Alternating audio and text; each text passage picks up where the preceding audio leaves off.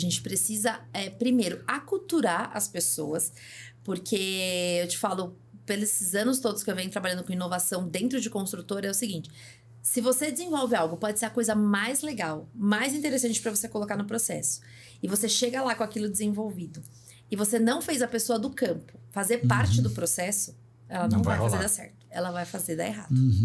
Ela tem que se sentir parte. E a gente não tem essa cultura aqui no Brasil de fazer as pessoas serem parte de toda a cadeia do processo do desenvolvimento. E é aculturar mesmo em relação a isso. E pensar como que eu posso melhorar para ele aquela qualidade ali do trabalho no campo, para ele querer utilizar aquela tecnologia também. Porque a gente não pode esquecer que existem muitos especialistas de mão de obra ali que a gente precisa deles. Não tem máquina, não tem robô nenhum que vai substituir alguns serviços.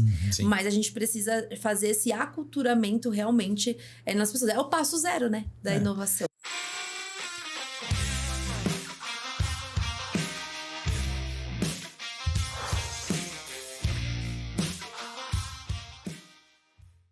Fala pessoal, mais um ManzaCast e a ConvapCast. Hoje estou com meu querido parceiro, amigo, Fernando Beraldo. Fala, Fernando. E aí, Luciano, tudo bem? Tudo bom? Beleza.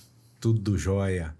Queria agradecer os patrocinadores Obratec Projetos, Smart Lajes e Protenção. Quem quiser fazer uma laje de grandes vãos, vigas de grandes vãos, pode contar conosco da Smart Lajes e Protenção. Hoje a gente tem uma convidada especialíssima aqui, né, Fernando? Isso aí. Estamos com a Jéssica Dantas, que acabou de... Tá fresquinho ainda, mas ela acabou de sair da Cyrela, mas era coordenadora de qualidade e desenvolvimento tecnológico. Bem-vinda, Jéssica. Obrigada, pessoal. A Jéssica veio aqui fazer uma palestra na Convap, né? Hoje vai ter Aproveitamos o tempo, falou, vamos roubar um pouquinho o tempo dela. Isso, laçou ela para gravar aqui esse podcast. Jéssica, conta um pouco quem é a Jéssica pra gente iniciar o nosso papo aqui. Claro. Bom, a Jéssica é engenheira civil de formação, 10 anos de mercado imobiliário. Então, comecei minha trajetória sempre em obra, ali toquei bastante obra por um período. E a Jéssica, engenheira civil, se apaixonou pelo lado da inovação durante o processo. Então, fui fazer um mestrado na área de inovação na construção civil, e aí foi onde eu entendi que se a gente continuasse fazendo tudo da mesma forma que a gente faz, a gente não ia avançar no nosso setor. E que tinha muita oportunidade para avançar. E aí foi onde eu me apaixonei pela área de inovação na construção civil. Me especializei, e aí nos últimos 7, 8 anos foi a área que eu fiquei 100% atuando. E vou seguir atuando, eu falo... Acho que enquanto eu for viva, eu vou seguir nessa área, porque eu sou apaixonada. A inovação não tem fim, na verdade, né? Toda vez que você inova, sempre tem um próximo passo, né? Então, é sem fim, é um caminho sem volta, né? É isso aí, é um caminho sem volta e um ciclo contínuo, é incansável, né? Você sempre tá buscando melhor, sempre querendo algo mais. A Jéssica, ela viajou em vários países aí, né, Jéssica?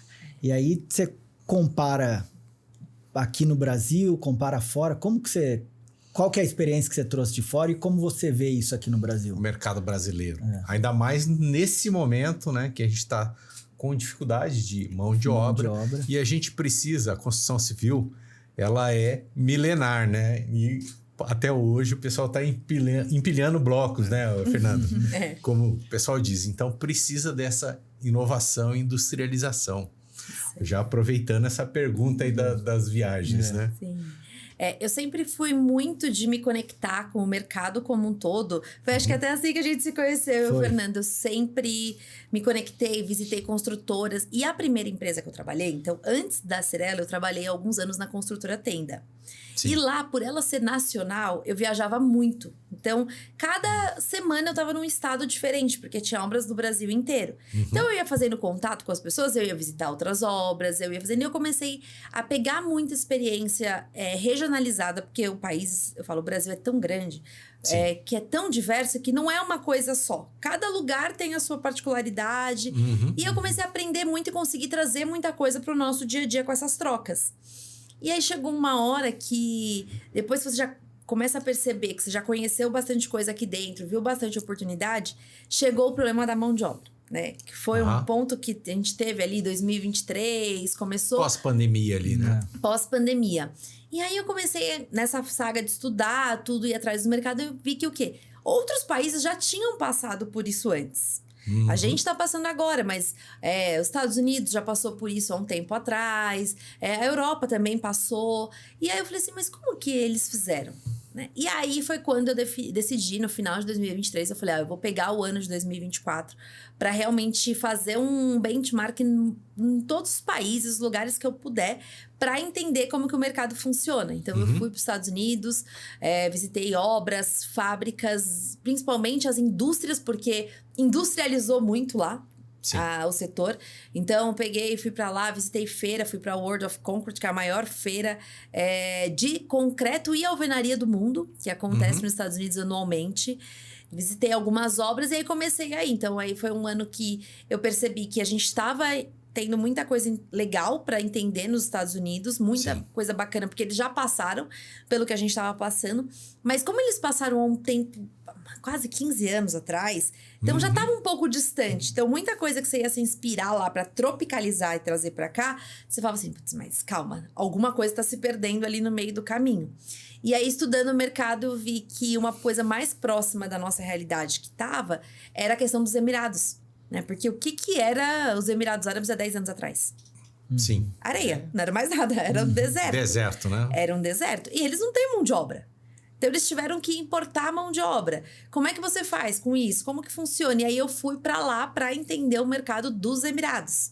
Que aí, sim, a gente conseguiu entender muito como é que funcionava essa questão da mão de obra, de entender que a tecnologia não substitui tudo e nem sempre eu vou conseguir industrializar tudo. Sim. E aí entender qual é o melhor momento para eu industrializar, qual é o melhor momento para eu trazer um processo diferente e qual é o melhor momento de eu valorizar, às vezes, uma mão de obra que tem ali especializada que nenhuma industrialização vai substituir. Então, é entender o melhor momento de cada tecnologia. E foi isso que a gente conseguiu enxergar muito lá, né? Para trazer as tecnologias aqui e tropicalizar para o Brasil, né? E acho que até só um adendo. Todo mundo fala, você vive viajando no mundo inteiro, daqui a pouco você vai embora do Brasil. Eu falei, gente, jamais, porque eu amo o Brasil. O que eu quero é ir para lá, ver tudo que eu puder ver e trazer para cá. Porque eu falo que a gente tem muita oportunidade aqui. Maravilha.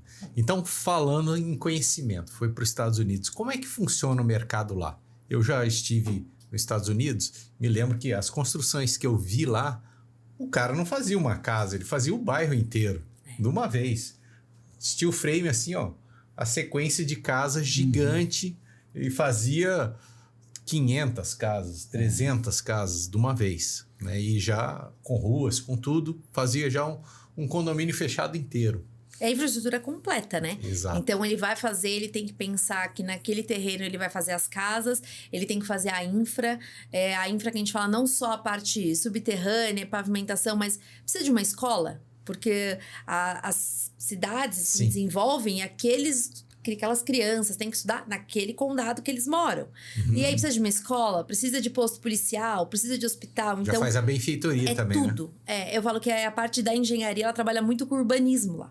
Porque toda a região acaba sendo. E como lá eles acabaram migrando, vamos dizer, eu diria 90% para o industrializado de steel frame, de trazer os módulos prontos, para dar viabilidade, tem que ter escala. Sim. Porque ele não vai conseguir fazer uma única casa. Aí tem a casa modelo 1, modelo 2, tem 5, 6 tipos ali. O Brasil gosta de ser exclusivo, né? Não, a final do ano passado eu tive a oportunidade de passar um período na fábrica da Steel Corp, lá nos Estados Unidos. Então, antes deles inaugurarem a fábrica aqui do Brasil, eu tava uma temporada de férias lá, e eles falaram, você não quer vir aqui visitar a nossa fábrica e ficar uns dias aqui? Eu falei, vou visitar. E aí, eu fiquei lá dentro do processo, vendo as casas modelo, tudo que tava acontecendo. E assim, E assim, a cultura do americano é diferente da nossa. Sim. Hoje, eu vou fazer a minha casa, eu não quero a mesma casa que o Fernando, ele não vai querer a mesma coisa que eu tenho. Lá não. Lá você compra a casa, ela vem com eletrodoméstico. Ela já vem com tudo pronto. E as pessoas estão aculturadas a saber, é isso que você tem de opção. Aqui não, a gente quer cada um reinventar a roda, fazer do seu jeito. Da mesma cor do outra. Lá já é cultural, não vai se diferenciar dentro da casa. É aquele padrão, esses 3 modelos, você vai escolher um dos 3 modelos e tá tudo bem, ninguém vai implicar com isso. E lá no Emirados, como é que funciona a construção civil lá? Muito ouro, tudo tem que ter ouro. Eita, aí sim. Não, lá eu não vi tanta industrialização igual nos Estados Unidos. Então, você pega Estados Unidos, ele tem mais industrialização e padronização. Sim. Lá, eles buscam muito se diferenciar. Por que eles conseguem industrializar lá? Pelo volume da verticalização. Então, aqui no Brasil, a gente está tendo uma tendência em alguns pontos, né? Algumas regiões que a gente vê lá em Balneário, Fortaleza, São Paulo, em alguns locais, a gente tá tendo uma verticalização muito acentuada, né? Um dos projetos que eu tava trabalhando na Cirela agora, antes de sair, é um prédio que a gente lançou de 206 metros de altura. Então, é um mega empreendimento. Muito grande. É o primeiro residencial assinado pela Armani no Brasil. Então, a gente trouxe todo o conceito. Foi um dos motivos, a gente foi lá para os Emirados, porque o hotel dentro do Burj é assinado pela Armani, e aí o nosso empreendimento é inspirado nesse hotel. E aí, quando você olha, eles conseguem industrializar por quê? Industrializa processos. Aí é diferente, aí é onde eu consegui enxergar uma familiaridade com o que a gente tem aqui no mercado brasileiro. Porque, diferente do mercado americano, que você verticaliza horizontalmente, então, tenho várias casas. Já vem a casa pronta, né? Exato. Aqui não, a gente verticaliza na torre. Então, o tipo, que nem você vai fazer um empreendimento.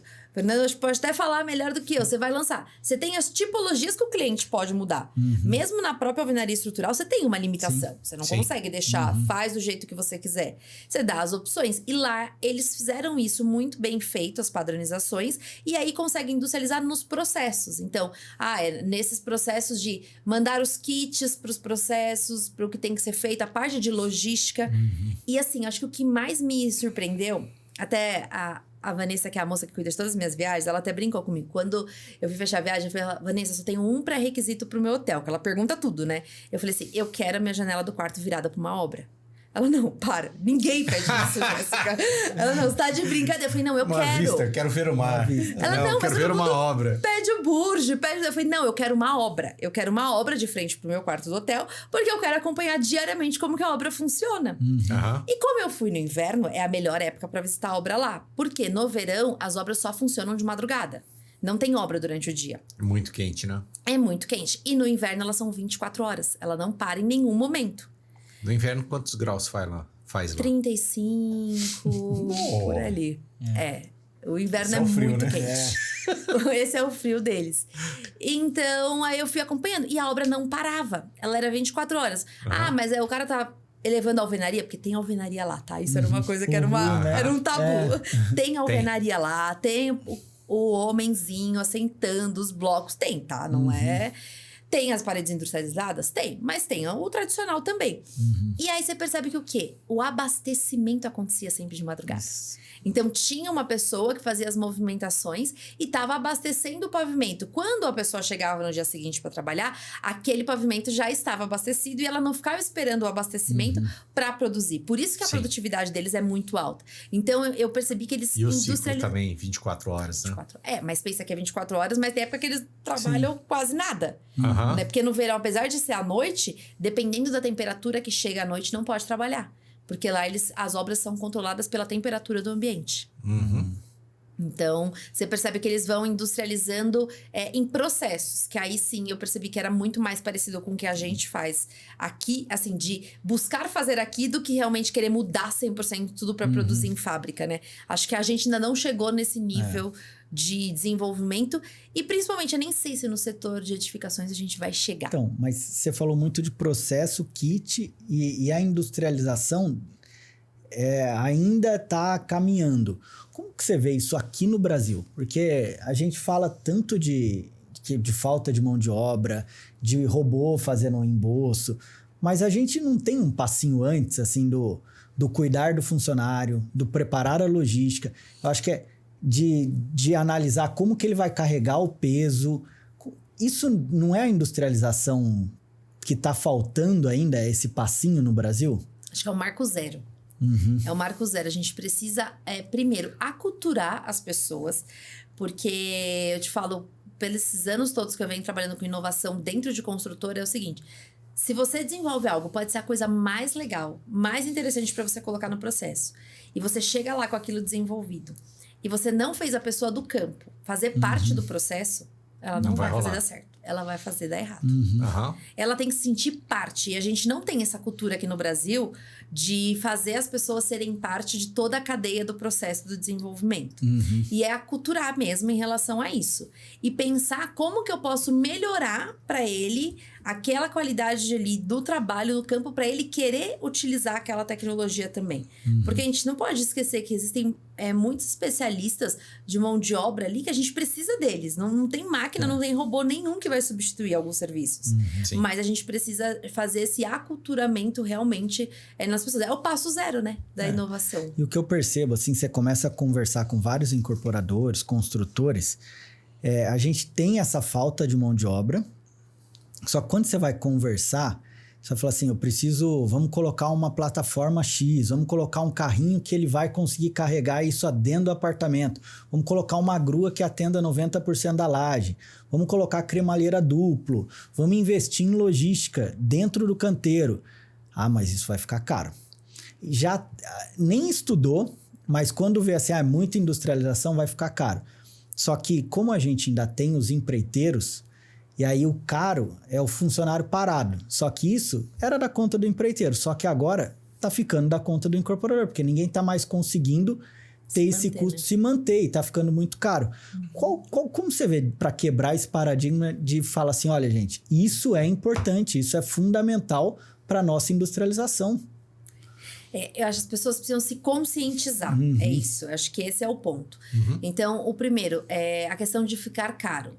Tem que se fazer uma análise global de uma solução. A gente erra muito. Eu falo a gente porque eu já errei muito. Se fica caro e diminui o prazo, de repente se equilibra, né? Equilibra e ganha no prazo. E a conta não é um pelo outro, é a conta um pelo que vai transformar tudo isso, né? Exato. Então assim, vai diminuir meu prazo? Ou vai fazer com que eu não atrase? Exato. Eu já não atrasar, já tá excelente. É uma grande coisa, né? E outra, vai te diminuir meu retrabalho? Porque assim, quem coloca... Você tem no teu orçamento retrabalho? E não tem isso em obra. Não, imagina, não quase nada. Não tem. A pessoa passou, pintou, ela fechou aquela unidade, nunca mais ela volta, mais né? entra, No sonho isso acontece muito, assim. Não tem jeito. Então, assim, você tem que fazer primeiro uma análise global. Para entender essa inovação, esse processo que eu tô trazendo. Falo, a logística eu acho que é o ouro que a gente vai ter para virar a chave na construção civil em relação a essa questão de mão de obra. E, por exemplo, eu tava esses dias na obra. E aí, eu sempre gosto de conversar com o mestre, com o operador de cremalheira. Eu sempre fico conversando com eles. Eles assim. têm sempre a solução, né? Sempre. Eles adoram, porque ninguém dá muita atenção, sabe? Às vezes, então você vai conversar, eles adoram. O cara fica o dia todo ali só observando também. Ele fala, pô, aquilo podia ser melhor, né? E aí eu cheguei numa obra que a gente tava bem grande, inclusive é uma obra de 170 metros de altura. Então, assim, a cremalheira trabalha a milhão, porque quem quer ficar subindo coisa, né? Sim. E ele tava com uma cara meio cansada. Eu falei, o que aconteceu? O senhor não dormiu direito essa noite? Tá cansado, sempre animado. Ele, doutora, tá difícil essa semana aqui na obra. Eu falei, por quê? Ele, porque faltou... O empreiteiro tirou 2 pessoas aqui da obra pra mandar pra outra obra pra ajudar a terminar. E aí agora, além de eu estar cuidando aqui da cremalheira, eu tô tendo que fazer a movimentação de material. Então eu tenho que pegar os blocos que tá no estoque, colocar aqui. A hora que chega lá em cima, eu tenho que tirar e movimentar. Se a pessoa, vamos ser bem sinceros, se o cara que é o operador de cremalheira, não menosprezando nada, a gente precisa dessa função, é muito importante. Se ele que opera a cremalheira o dia inteiro, tá cansado de ter que fazer a movimentação logística, imagina o cara que só faz a logística. Sim. E geralmente esse cara que faz isso, ele também... Ele assenta, ele tá ali, ou ele é o cara que bate a massa. É isso. Então, assim, a gente precisa olhar para os processos e entender o que dá para eu melhorar. Geral ali, né? Faz tudo. Exato. São 2 desafios que eu vejo, porque esse cara, ele tá fazendo a logística ali horizontal para ter a vertical, né? E quem tá cuidando, os líderes hoje, a gente precisa ter uma consciência muito grande, a gente que é um pouquinho mais velho, bem pouquinho, de treinar esse pessoal e mostrar para eles que o nosso trabalho como líder é facilitar o trabalho deles. Exato. Então, porque senão, assim, a gente precisa criar equipamento. Hoje em dia, todas as empresas estão querendo, falar assim, ó, fala o que eu tenho que produzir, fala o que eu tenho que fabricar, que eu vou te ajudar. E a gente, com eles, desenvolver. E aí, tem gente que pega um cara desse, do cremalheira, que tá na vertical, ele pega e fala assim, não, é isso aí. O cara tem que pegar material, o cara tem que entrar, o cara tem que apertar o botão, ele só vai ficar lá apertando o botão. Só que quantas viagens você deixa de fazer, né? Porque esse cara tá saindo. Então, a gente foi explicar... O cara que leva, aperta o botão já, né? Ele carrega o bloco. Exato. Teve uma reunião que a gente foi explicar isso pro pessoal, daqui a pouco o nosso mestre levantou e falou assim, Fernando, é igual o ônibus, né? Não, como assim? Todo tem um ponto de ônibus, agora imagina se o motorista desce, carrega todo mundo, cobra, não sei o quê, o ônibus vai ficar mais tempo parado. Eu falei, é isso. É isso. É exatamente isso. Então, tem essa parte de facilitar o transporte e tem os líderes que a gente precisa ter a consciência de treinar eles, pra gente realmente ter uma equipe saudável com industrialização, né? Exato. E até pegando esse ponto da logística, porque eu acho que a logística é uma dor para todo mundo, né? Não tem o que falar. Lá em Dubai eu vi uma coisa que eu achei muito legal. Que eles estavam subindo a torre e aí tinha o elevador cremalheira funcionando para movimentar as pessoas. E em cima do elevador, ele tinha uma base que ele tem já uma acoplada que ela movimenta material. Então, ao mesmo tempo que você está subindo, você consegue ter a mesma proporção de peso em cima para movimentar material. Olha que legal. E aí já subia tudo de uma vez, descia tudo de uma vez.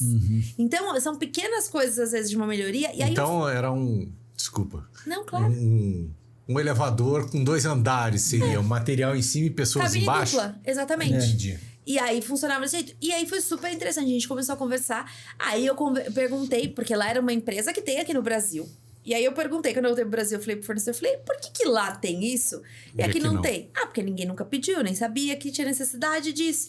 E aí a gente começou a estudar, a ver que fazia sentido para esses prédios altos, por exemplo. Porque você já movimenta as duas coisas ao mesmo tempo. Ou senão...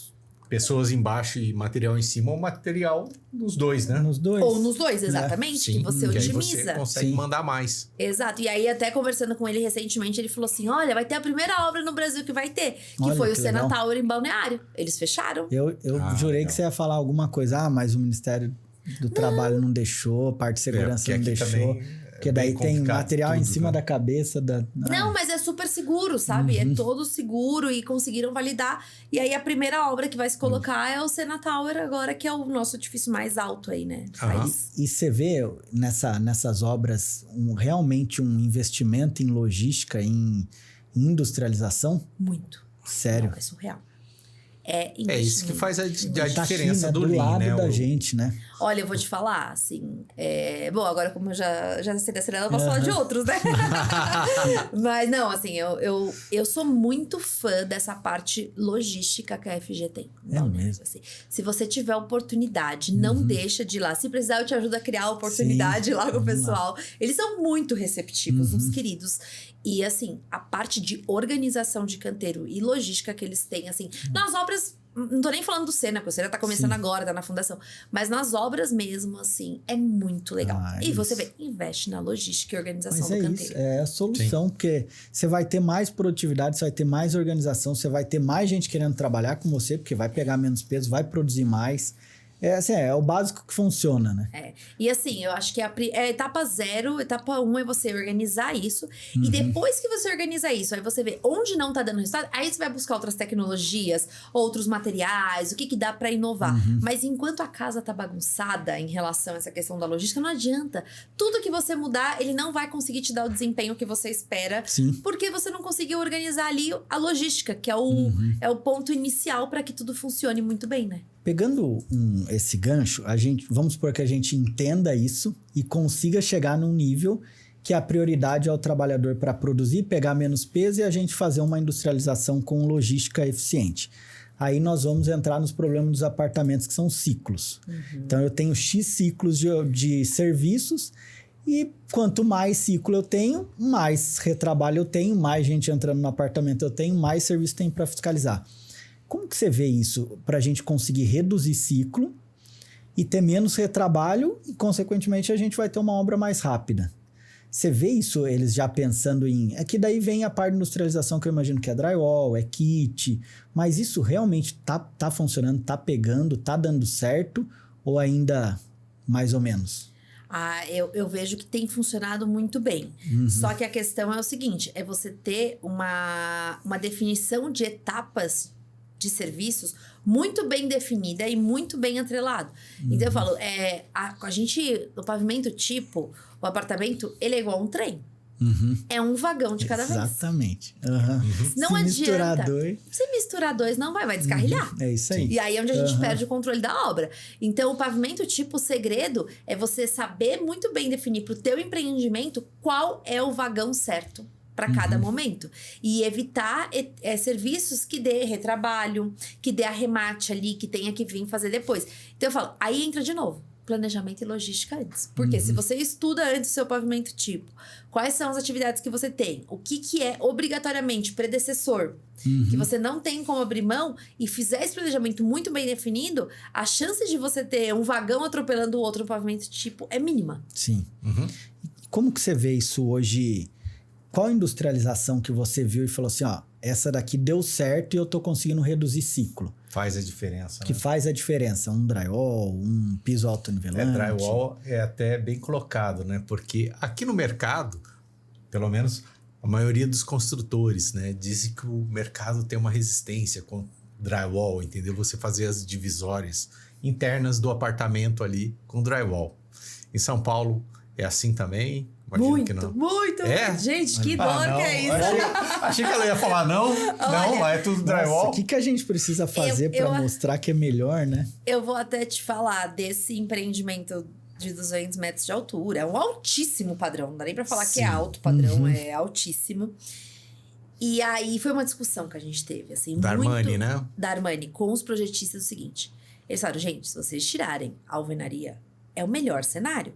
Primeiro, reduz carga de fundação. Nossa, sim. Logística de vocês vai melhorar absurdamente. Bloco, nossa, logística é outra. Bloco, argamassa, tudo. É isso, o drywall é 3 itens e você pode parcelar o ciclo. A alvenaria, você usa todo o material de uma vez. Então, é bloco, é argamassa, elétrica tem que passar junto, hidráulica tem que passar junto. E você tem muita quebra na alvenaria para você poder passar elétrica e hidráulica. Gera entulho. Gera entulho que tem que descer esse entulho. Então, assim, aí a gente conversou muito, a gente falou, não, realmente, tudo mais.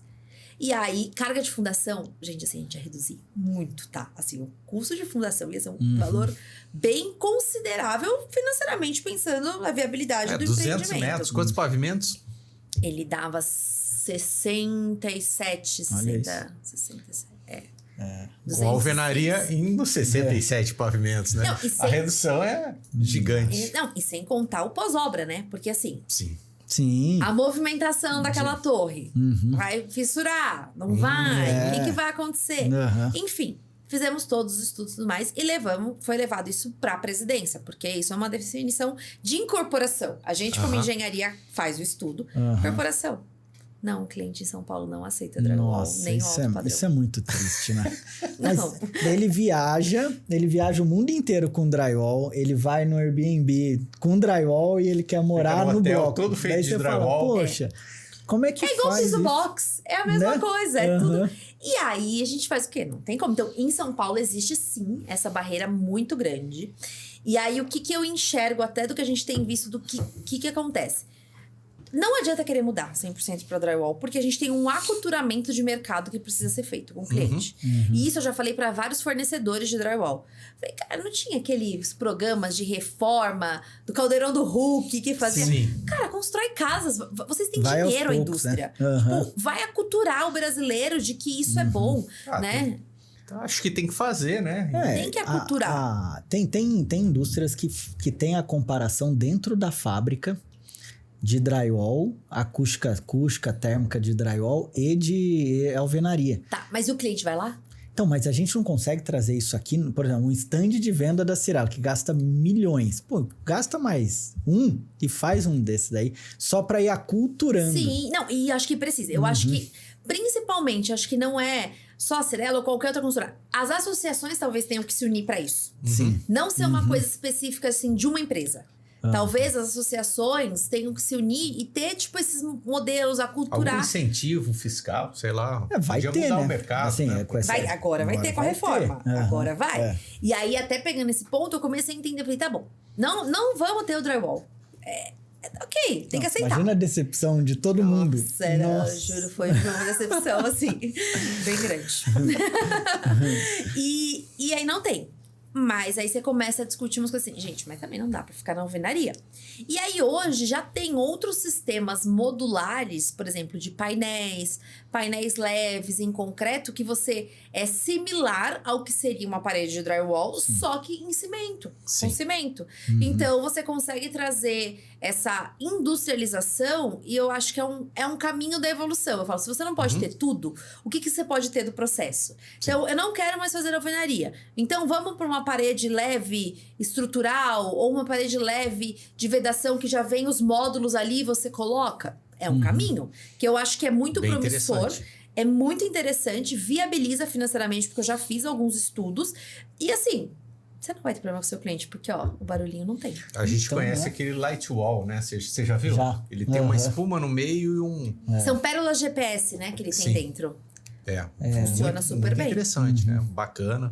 E é um caminho, eu acho que esse é um caminho, entendeu? Ou inventar um drywall que não tem o toque-toque, né? Porque não é possível, porque o drywall, ele facilita... Não tem nada a ver esse toque-toque. Não, mas eu acho que a maioria... Na parede. Não, mas eu acho que a maioria é por causa disso. A gente teve um caso agora, no empreendimento que pra São José é alto padrão. O cliente, apartamento lindo, daí a gente não tinha instalado uma porta do banheiro, porque era uma porta que ele ia trocar. Ele falou, não precisa instalar. Deixa aí que depois... Ele olhou e falou assim, não, mas aqui é drywall. Eu falei, sim, é drywall. Ah, não quero. Pode trocar para alvenaria. Eu falei assim, não, mas só esse banheiro, porque é um segundo banheiro, era um banheiro de serviço que a maioria dos clientes tirou. E 2% dos clientes deixaram. Daí a gente falou, vamos fazer de drywall? Porque vai que eles queiram tirar depois, é muito melhor para eles. É pensando na facilidade pro cliente, né? Não, eu quero em alvenaria. E a gente vai ter que tirar, vai ter que fazer alvenaria. Você fala, mas por quê? Não, é porque eu quero em alvenaria. Não só pode ser o toque-toque, porque não é possível. É um toque-toque. Toque-toque. Não, e é que assim, também tem uma questão muito de mercado que quando o drywall chegou no Brasil, ele chegou de forma muito errada. E as pessoas não construíam como a gente constrói hoje, com o drywall. E hoje tem norma, tem tudo muito correto, mas queimou no mercado. E eu falei, esse é um problema. Demorou muito a norma, né? Demorou muito a norma. E aí o pessoal ia construindo errado, né? Ia fazendo errado. Com perfil errado, dava patologia, aí dava os problemas de acústica. Porque hoje, acusticamente, é muito bom. É até superior ao bloco. Sim. Mas, antigamente não se fazia um tratamento acústico. Não tinha uma manta ali, não tinha nada. Então, as pessoas achavam, vai vazar som, vai ter o toque-toque. E aí, infelizmente, se queimou no mercado pro cliente, né? Hoje, desvalorizou, né? Se for pensar. Você encontra projetos de acústica que tem que existir o drywall. Às vezes a pessoa fala assim, você faz um bloco e coloca uma chapa de... contra a parede acústica. Exatamente. Daí você fala assim, caramba. Sim. A gente precisa mudar esse cenário. Não tem jeito. A gente tem uma apresentação aqui, né? A Jéssica veio aqui fazer uma palestra e a gente pegou parte da apresentação e vamos mostrar para vocês aqui. Então foi um desafio ali que me deram de falar sobre o futuro da construção, né? Das principais tendências e tudo mais. E aí até passando aqui na apresentação, né? O que acontece? Como eu comentei, em 2024 eu peguei esse período para viajar, entender, mas aí eu me apaixonei, aí eu resolvi estender isso para os outros anos. E agora já virou um calendário meu anual. Isso aí foi cada viagem que você foi? Cada feira? Em 2024. As principais, onde eu consegui trazer insights de projetos. Né? Maravilha. Pro ano. Então, assim, a gente começou ali, Estados Unidos, na World of Concrete, que é a principal feira ali de alvenaria e concreto do mundo. Ela acontece anualmente. E eu tenho uma questão muito forte comigo, da questão de educação. Então, eu falo assim, não existe inovação sem educação. Sim. E a gente precisa entender o que a academia está estudando, o que eles estão fazendo, porque aquilo é a tendência que vai vir pra gente depois. E aí eu comecei a ir nas principais universidades que fazem pesquisas sobre construção civil. Então aqui eu visitei a Universidade de Michigan, que é a primeira ali que tá aparecendo. Então, os professores me receberam, eu fiquei pelo campus, visitei os laboratórios, sentei para assistir pesquisas deles, para entender tudo o que estava acontecendo em relação ao setor da construção. Lá eles são muito fortes em construção em madeira. Que a gente aqui não é muito forte, mas no sul tem uma tendência grande das construções em madeira, né? Sim. E aqui no Brasil a gente tem uma das fábricas mais modernas do mundo de casas, que é a Alea, né? Que é as casas em madeira. Então, lá eu fui visitar a Universidade de Michigan. Aquela outra universidade que eu visitei, a de cima, a roxinha, da Louisiana. Isso, ela foi a universidade... É uma universidade muito tecnológica. Eles estão investindo muito em pesquisas, sensores, toda a parte de inteligência artificial, IoT, tudo que envolve... o canteiro mesmo de obra, não pensando fora aí do canteiro. Então, essa foi uma universidade bem bacana que eu visitei lá nos Estados Unidos também. E a do sul da Califórnia, que hoje é a principal referência, hoje tá entre a top 3 do mundo quando se fala em robotização para construção. Então, eles desenvolveram o primeiro robô que demole. Então, faz demolição 100% dos empreendimentos, faz bastante coisa bem legal. E aí... Pode falar. Não, deixa eu passar por parte de educação, você acha que você consegue, com todo esse conhecimento, trazer algo para o Brasil na parte de educação? Você pensa em criar ou já criou? Então, é um desejo muito grande que eu tenho no meu coração, assim. Eu acho que essa parte da educação. E talvez seja esse um dos projetos que eu vou querer muito focar agora, assim. Em como fazer isso acontecer. Por quê? Nem era tema da gente falar aqui, mas eu caí na área da inovação por conta da educação. Até contando rapidamente, assim, eu fazia faculdade, eu me formei lá na Mauá, fiz minha graduação e eu sempre fui uma aluna que... Eu fazia iniciação científica, eu participava de atividades extracurriculares e tudo mais. E eu participava de uns concursos que tem pelo Ibracon, que hoje eu que cuido, mas eu participei por 5 anos, que é os concursos técnicos estudantis de tecnologia do concreto. E como eu ganhei, a minha equipe, a gente ganhou 3 vezes consecutivas aqui no Brasil, a gente foi convidado para competir aqui era a bola de futebol de concreto, existe um concurso disso. E nós ganhamos 3 anos consecutivos. Só não dá pra chutar, né? Dá sim, tem que chutar e fazer o gol ainda. E aí, como a gente ganhou 3 anos consecutivos, a gente foi representar o Brasil no Mundial. Existe um concurso mundial disso. Só que é a bola de boliche perfeita em concreto. E aí, nós fomos para os Estados Unidos como estudante. Então, para mim, aquilo tudo era uau, tô indo, né? Foi uma das primeiras vezes que eu fui para fora. Então, era aquela questão, aquela oportunidade. E aí, eu fui para esse congresso, a gente competiu lá. Eram 57 universidades do mundo inteiro, assim, você imagina. É muita gente. Hora, e aí foi onde eu comecei a entender o poder da internacionalização. Porque hoje eu tenho amizade até hoje com o pessoal da China, Taiwan, México, Europa. E as pessoas falam até hoje conosco, porque a gente se conheceu nesse concurso. E lá, representando o Brasil, nós ficamos em 5º lugar. Pra mim, já foi uma mega conquista, assim. 3 anos em primeiro aqui, lá em 5º. Em 5º, numa bola de boliche. A gente nem tem costume de jogar boliche, assim, né? Aqui. E aí, o que acontece? Com isso, eu fui pra esse congresso. Além de participar do concurso, eu assisti as palestras. E naquela época, não se falava de concreto com fibra aqui no Brasil ainda. E lá foi um dos temas de destaque desse congresso. Eu tava com a minha orientadora da faculdade, eu falei, nossa, eu quero fazer isso no meu TCC. Meu TCC era no ano seguinte. Ela, Jéssica, para de loucura. Você vai fazer isso aqui? Ninguém tá fazendo isso no Brasil. O que você vai mexer? Eu falei, não, eu achei isso aqui muito legal. Conversei com os pesquisadores lá, peguei contato deles, tudo, e voltei pro Brasil. Quando eu fui começar o TCC, eu falei pra ela, então, esse é meu tema. Ela, não, eu não vou te orientar num tema que eu não conheço. Como é? Eu falei, não, vamos aprender juntas. E ela, Jéssica, lá vem você com as suas doideiras, né? Tá bom, vai, vamos. E ela sempre comprou muitas minhas ideias, assim, tanto que a gente é muito amiga até hoje. E aí ela falou, tá, mas você vai ter que arrumar um co-orientador, porque eu não tenho capacidade técnica hoje pra te orientar numa coisa que eu também não sei, eu não tenho tempo pra aprender. E eu fui pesquisar e aí eu descobri que tinha um professor na USP, aqui em São Paulo, que estudava esse tema já, que ele era umas grandes referências, que é o Antônio Figueiredo. E ele tinha um grupo de pesquisa, a Renata.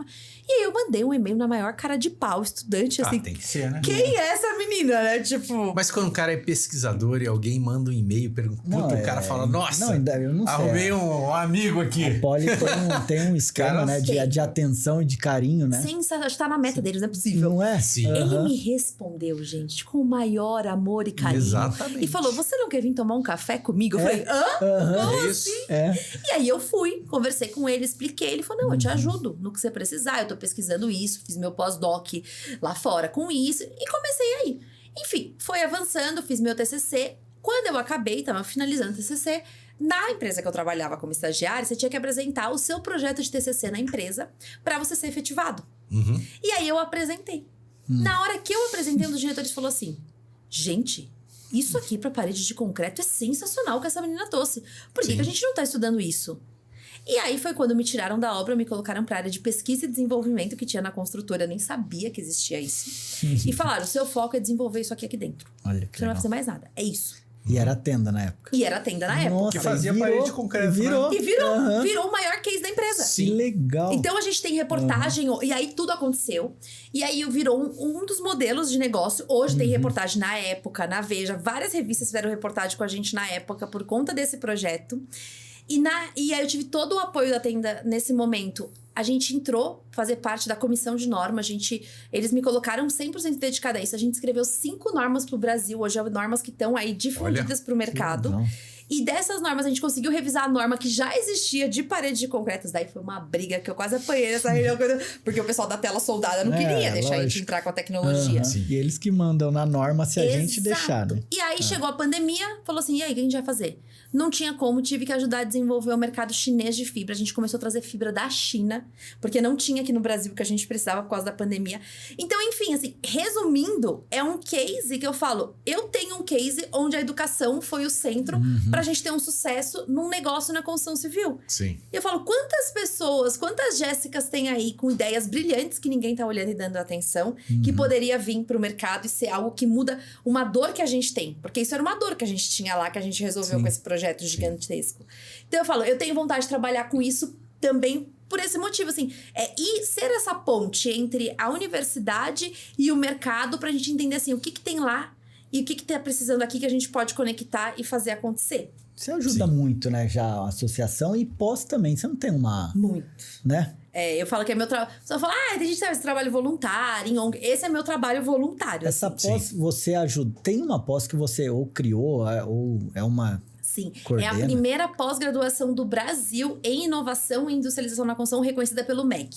Olha. Então, eu que desenvolvi essa pós, eu desenhei todo o modelo dela, foi pegando as ideias de cursos que eu fiz fora, do que eu queria, que eu sentia necessidade de ter, e principalmente, quando eu estava na Cirela, a minha equipe tinha 13 pessoas. Como é que você forma essas pessoas para estar aqui? Ninguém sai pronto da universidade para assumir um desafio de estar numa área técnica, nem qualidade, desenvolvimento tecnológico. E aí eu criei essa pós por uma necessidade mesmo do mercado. O pessoal do IDD, que é uma universidade de referência na parte de construção civil lá de Curitiba, me deu essa oportunidade. Eu faço uma pós de IDD. Você faz? Olha só, você gosta? Proteção. Olha só, muito boa a pós de proteção. Sim. E aí, conversando com o pessoal do IDD falou, Jéssica, você precisa desenhar essa pós aqui. E aí foi onde eu desenvolvi essa pós. Criei, a gente já formou a primeira turma, agora a gente começa a segunda turma agora, vai lançar lançou já, e aí em abril começa. E foi isso, assim, eu falei assim, eu preciso fazer coisas pro mercado em relação a isso. Sim. E aí eu tenho os meus trabalhos com estudantes em 2 associações. Então, eu sou diretora do IBRACON, que é o Instituto Brasileiro do Concreto, há 8 anos. Aí esse ano eu assumi o cargo de conselheira também, fui nomeada conselheira deles, para a gente tentar fazer cada vez mais essa parte estudantil, trazer para o mercado mesmo, conectar. E hoje eu ajudo muito as empresas que estão dentro do IBRACON a conectar com os estudantes. Então, assim, o que tem gente que já foi contratada, que era estudantes dos concursos ali comigo, que acabaram indo. Sim. E a gente traz desafios reais do mercado para eles resolverem. E tem a Alcompat, que é a Associação Latino-Americana de Patologia e Controle de Qualidade das Construções. Que essa é uma outra também que eu faço esse trabalho voluntário com olhar para os estudantes também. Então, eu tenho esse lado humano. Não é? Autoridade, hein? Parabéns, Jéssica. Obrigada. E aqui tem Então, e aí, a gente falou de tantos lugares aí, né? Que visitou, e eu gosto muito de falar de Dubai. Porque, como eu comentei, é um benchmark muito similar, assim, de trazer tendências pra gente aqui. E essa daqui foi uma das viagens que eu fiz pra lá. E a gente foi visitar, realmente, fazer um benchmark para entender as práticas locais. Fomos visitar a Big Five Global, que assim, quem tiver oportunidade, eu falo, tem que ir nessa feira. Ela acontece sempre em novembro, lá em Dubai. E o que é mais legal dela? Acho que por que eu me encantei tanto, tá? É o primeiro lugar onde eu vi indústria, mercado, tipo de construtora, governo e universidades discutindo junto. O governo, ele abre muita informação lá e as universidades levam muita pesquisa. E toda universidade... Não existe faculdade particular lá. Todas as universidades são públicas. E todas as linhas de pesquisa são definidas pelo governo. Então, tem muito alinhamento com o mercado. Então, essa feira, ela é uma feira que tem os stands, mas ela tem a parte do congresso. E o congresso técnico, ela mostra muito esse olhar, assim, da estratégia mesmo deles como país.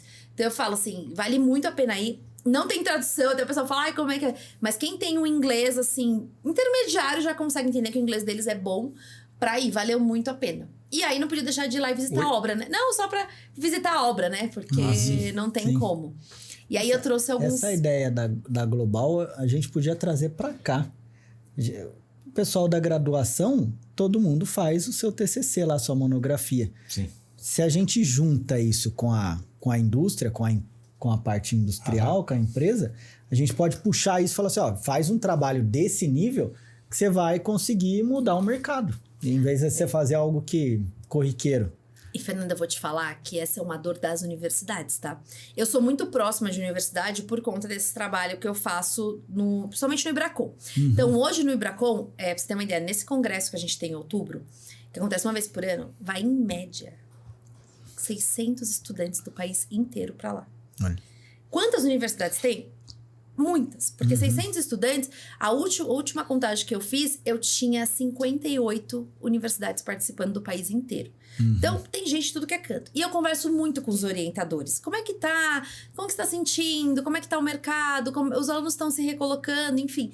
E aí, o que eles falam muito é disso. Eles falam assim, Jéssica, a gente não sabe o que o mercado precisa para orientar eles o que fazer. É distante, né? Não Como tem pode, esse né? contato, sabe? A educação e o profissional. Não conversa. Então, eu falo, às vezes, pegar uma empresa que nem, vamos pegar... tem que unir a universidade, a indústria, né? Do setor e fazer e eu procurar não sei fazer alguma coisa talvez junto. A gente pensar em algo assim, via Sinduscom, a própria Convap, pegar e a gente sentar assim, as empresas são essas daqui. Vamos fazer uma reunião no começo do ano, porque a universidade vai começar depois do carnaval só, né? A gente da indústria já começa, nem para praticamente. Não para, né? Vamos sentar e vamos entender quais são as top dores que as empresas aqui têm associadas. Tá, essas são as dores. Beleza, aqui a associação, o representante tem o papel de ir nas universidades e levar. Vamos fazer um projeto em parceria? Porque isso não tem custo pra ninguém. Né? Só que eles querem isso. E aí imagina que é uma dor das universidades eles conseguirem gente pra ser banca de TCC. Aí imagina, olha, Fernando, pessoal, chegou essa lista aqui. Todos esses projetos de pesquisa foi o que o pessoal estudou.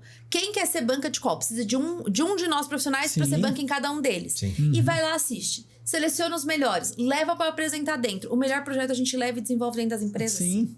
Né? Não...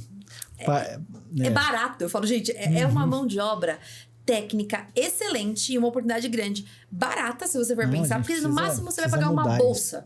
Você vai pagar uma bolsa de estudo. Gente, quanto é uma bolsa de estudo perto do retorno que você vai ter para dentro da empresa? Exatamente. Entendeu? E eles estão sedentos por poder estar em contato com o mercado. Você vai dar uma palestra na universidade, gente, é um legal. Parece que você chegou famoso aqui dentro da universidade. Porque eles falam assim, nossa, você trabalha no mercado, nossa, tem tanto tempo de mercado. Você vai em obra, mas como é que eu faço pra visitar uma obra? Sabe, são coisas que você fala assim, gente, não é possível. Não, vamos conversar, temos que colocar um dedinho aí. Bom, então eu falo que eu gosto de trazer isso aqui primeiro, porque assim, ninguém acha que nos Emirados faz alvenaria, né? E faz muita alvenaria. Só que eu achei muito legal porque eles têm vários tipos de bloco. Tem um EPS ali, né? Devido ao calor, será? Exatamente. Por conta do calor também. Mas tem outros tratamentos térmicos que eles fazem, mas para deixar mais leve o bloco. Sim. Então, eles conseguem desenvolver na geometria que atende a resistência necessária. Só que eles põem essa parte do EPS para deixar ele mais leve em relação às movimentações e colocar. Então, eles utilizam muito. Isso aqui é bem legal, tanto para a temperatura quanto para a questão de diminuir o peso. Então, eu falo, são pequenas melhorias, né? Os fornecedores de bloco, super legal olhar. Esse aqui eu gosto muito. Eu sou, como eu falei agora há pouco, sobre a questão da fibra. Depois que a gente estudou a fibra nas paredes lá na tenda, a gente começou a estudar muitos vergalhões de fibra de vidro. E lá, acreditem se quiser, praticamente eles não usam vergalhão metálico para infraestrutura. Infraestrutura é só vergalhão de fibra de vidro. Porque não corrói, é muito mais leve e a durabilidade é muito maior. Pavimentação lá é tudo feito com vergalhão de fibra de vidro. Nas estruturas, não. O aço continua, até porque aqueles prédios, né? E esse aqui é muito utilizado em obra de infraestrutura. Esse foi um trabalho bem legal, que a gente teve as ideias, viu lá vários tipos de fibra. Tem de basalto, é a preta que tá ali.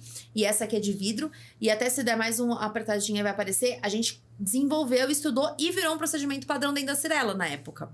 Então, esse aqui a gente desenvolveu para fazer aquela laje armada sobre solo, na garagem, tudo. A gente colocou essas telas. A gente também, viu? A gente também tá fazendo. Aí, tá vendo? Olha só, tá vendo? O pessoal tá usando, né? Não, tá. E é uma coisa que assim, lá... E usa fibra de concreto sobre solo. Isso. E usa tela também para próximo aos pilares. Para dar aquele reforço ali nos cantos, né? Então, é muito bom. E é uma coisa que a gente viu que eles lá assim, extremamente difundido, assim. É bem legal. Bem legal. Aí, aqui é na questão dos painéis. Esse aqui eu achei muito legal. Ele é muito específico para áreas úmidas, então como banheiro, cozinha. E ele é um substituto pro drywall que eles têm lá. Então, é uma espuma mesmo de XPS, só que o que acontece? Qual que é a diferença? Ele é maciço. Então, como ele é maciço, não tem aquele problema do ruído, do toque-toque. E aí, eles revestem com a argamassa cimentícia. Alguns, eles põem até fibra para poder dar mais reforço. Cola o revestimento em cima ali. E cola o revestimento. E a aderência é maravilhosa. Né? E a aderência é muito boa nele. Sim. Porque ele é rugoso aqui. Isso aí seria uma solução excelente, né? Leve. Levíssimo, levíssimo. Até você passar para a próxima imagem, dá pra gente ver, ó. E ele consegue fazer forro, parede, tudo você consegue fazer com ele. E aí aqui, por exemplo, o pessoal mostrando que dá pra você assentar um revestimento normalmente. E lá a gente viu tanto pra essa parte de vedação, e como ele tem uma propriedade estanque muito boa, o pessoal tá usando pra fazer piscinas. Nossa. Então ele também foi usado para fazer piscinas ali, era um dos cases que a gente já viu. Pega a parte estrutural, né? Porque eu tava pensando na vedação ali. Aí... É piscina enterrada, não piscina suspensa. Certo. Que aí não tá, não tá tanto a pressão risco. Já não é. Essa aqui era uma empresa de tecnologia inglesa, mas assim, o que tinha de chinês vendendo isso aqui lá também, imagina. gente. Então eu falo, o mercado chinês copia, né? tem de monte. Então esse aqui eu achei muito legal como substituto. Vende na Inglaterra, mas fabrica. Na China. Passar mais um aqui. Bom, esse outro eu falo que pra mim, esse aqui ganhou meu coração. Eu até falo sempre com a moça de lá. É uma empresa turca. Eu falei, eu quero ir pra Turquia, aqui é outra dica. É o acabamento aqui? É acabamento. Tá vendo isso daí? Ele imita o travertino. Só que você olha de longe, você não fala que é travertino. Que não é travertino. E ele é todo flexível. Então você consegue, tipo, revestir o pilar 100% com o material. Ele é extremamente leve e muito mais barato. E você consegue trazer esse aspecto. Você só percebe que não é quando você põe a mão. Porque aí a temperatura... sim. Você percebe. Mas pensa numa fachada. Ninguém vai... E é muito melhor. A estética é o que conta, né? Então essa empresa aqui é bem legal. Ela tem muitos tipos de revestimento. O travertino foi o que eu mais gostei, porque é um que a gente usa muito. E na Turquia é um dos principais países de acabamentos. Para a construção civil, eles estão muito fortes. Eles têm uma feira todo ano em abril, que é só de revestimentos para construção civil. Revestimentos tecnológicos, assim, é bem legal. Passa aqui. Aí esse outro aqui, eu falo que esse aqui não vai demorar, tá, gente? Isso aqui vocês acham que é tendência, mas já tá chegando no Brasil mais rápido do que vocês imaginam. Essa é uma placa sintética que substitui o revestimento cerâmico 100%. Mas aí tem que assentar. Usar argamassa ou não? Ele é clicado? Ele é clicado, tá vendo que aqui, ó, nesse ponto, ele é clicado. É sonho, né? Ele não tem... Ele clicado, não então ele tem um encaixe. Isso, macho e fêmea. E aí não precisa de rejunte, ele já é impermeável. E você cola com espuma, com PU. Nossa, você passa o PU e cola. E aí você pode até passar uma outra foto. Esse aqui a gente gostou muito também. E esse aqui é um banheiro nosso na Cyrela, na Vivaz. A gente fez o banheiro todo. Fininho, levinho. Levinho. Uma pessoa beleza, só faz. Você dispensa a impermeabilização, porque ele já é impermeável, ele é 100% estanque, então ele não vaza. Isso é industrialização. Olha, não vaza lá na feira, né? Porque não dá pra fazer a obra. Não, mas a gente pôs uma obra, isso aqui é foto nossa na obra. Aqui no Brasil. Eu tenho foto, eu tenho vídeo, eu tenho um monte de coisa disso aqui. E, olha assim, o quanto de ciclo você reduz fazendo isso e o quanto de produção você dá pro operador. É mais leve, cola é mais rápido. Com PU ou não? Com PU. Acabou, nem precisa emboçar. Não. Não precisa. E ele vai direto. Esse aqui é onde eu fui visitar recentemente. Mas não vai dar um toque-toque ali? Porque o cliente, você sabe, né? Ele, ó, esse piso tá oco. Zero luz resistente. Exatamente. Eu não. Acho que a maior dificuldade que a gente tá em relação a isso agora aqui no mercado é porque ele não serve para piso. Tá. Ele é só para parede. A gente tá em busca de alguma coisa para piso. Mas esse tá avançando bem. Inclusive, ontem eu tava numa reunião com a BNT, porque eu também sou voluntária em escrever normas na BNT. Então, eu tô coordenando uma norma de sistemas construtivos inovadores agora. E a gente tava falando desse material ontem. Que a BNT quer fazer a norma esse ano ainda. Pra já liberar o uso. E não ter que fazer da TEC, um monte de coisa. É fantástico. Porque demora mais, né? E eles querem ajudar na industrialização.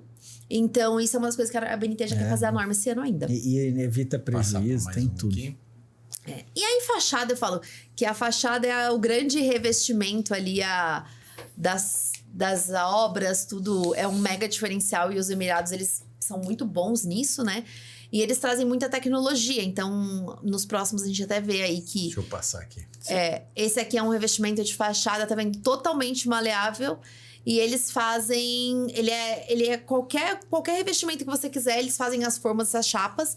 E você depois só coloca. Então, é um molde... Leve, fácil. Levíssimo. E só vai fixando ali direto. São com inserts.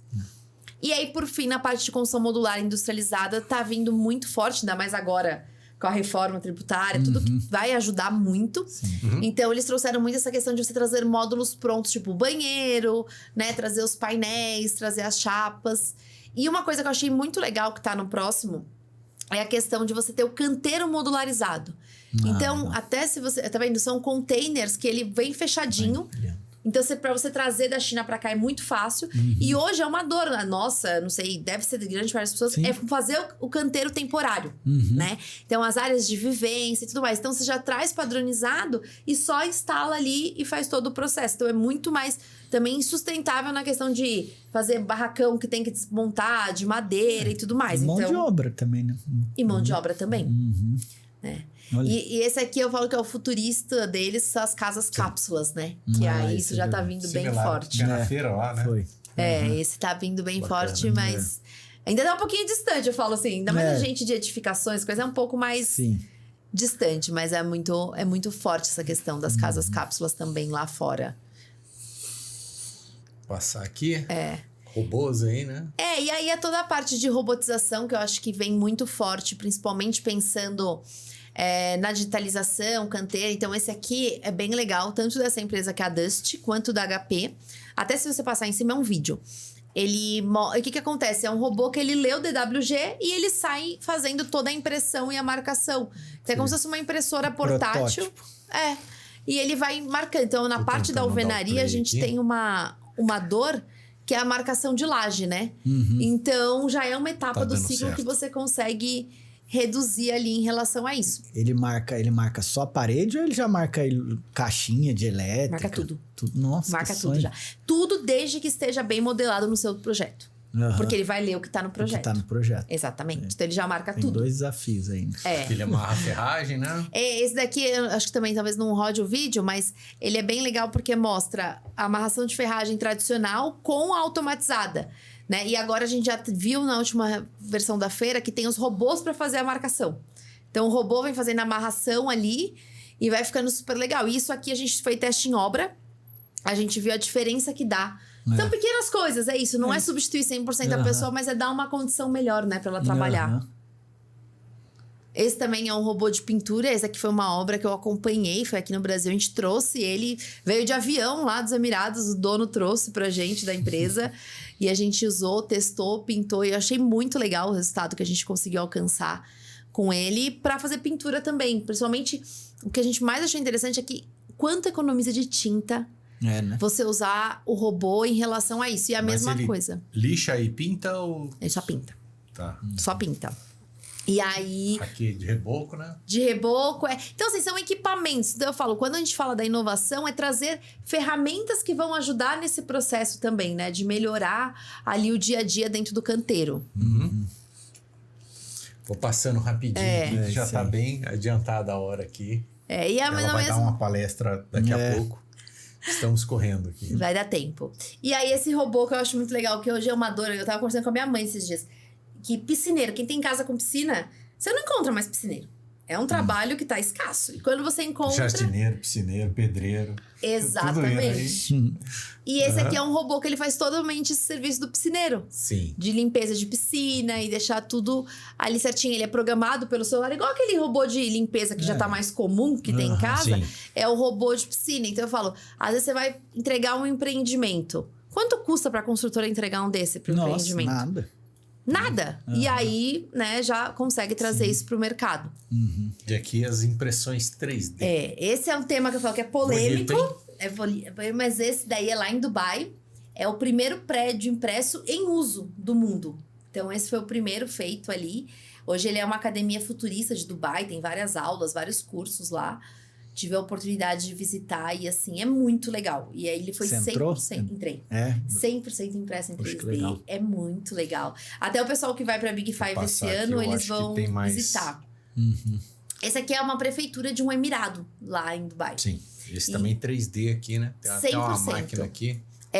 Esse aqui, até se vocês colocarem no YouTube, tipo, Prefeitura, Emirados, tem o vídeo em time-lapse da obra completa. Eles gravaram e colocaram no YouTube. Então, dá pra ver ali que foi 100% impressa em 3D também.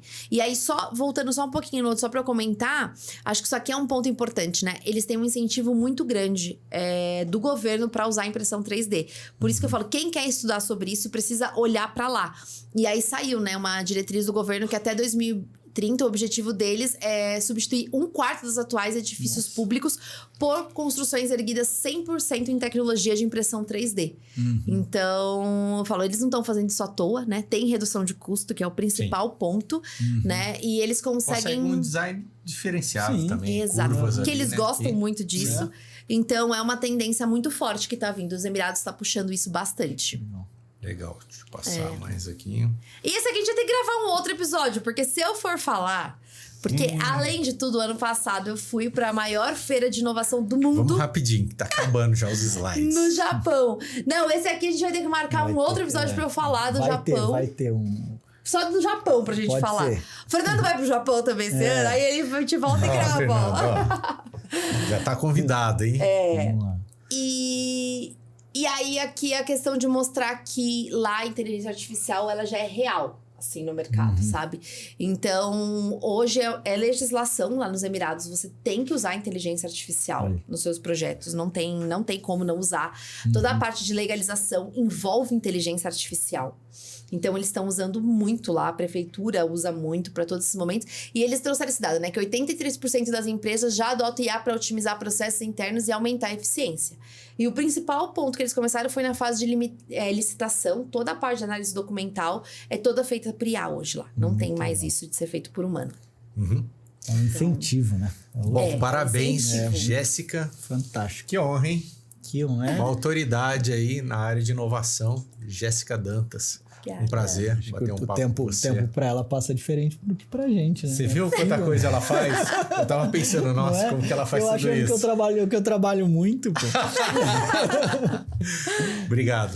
Mas sensacional. Obrigado e conta com a gente nessa evolução da educação, que pra gente também é importante criar pessoas. Pessoas precisam de pessoas e só com pessoas a gente vai transformar a construção civil, né? Maravilha. E esse podcast está aqui para divulgar isso, né? Um trabalho, né? A inovação, educação. Parabéns pelo seu trabalho. Muito bom, obrigada. Obrigada pelo convite, adorei estar aqui. Maravilha. Valeu, pessoal. Mais um podcast. MansaCast, a Convapcast. Queria agradecer os patrocinadores Obratec Projetos, Smart Lages e Proteção. Um abraço e até a próxima. Até, obrigado.